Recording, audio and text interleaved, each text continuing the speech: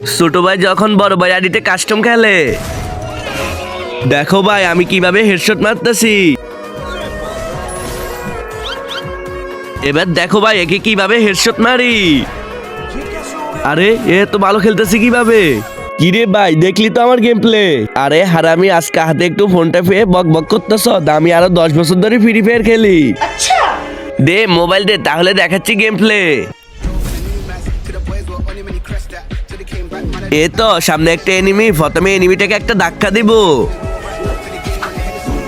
এখন নিচে গিয়ে এনিমিটাকে ফিনিশ করব। তারপরে বড় ভাই গাড়িটা নিয়ে নিচে যেতে থাকে।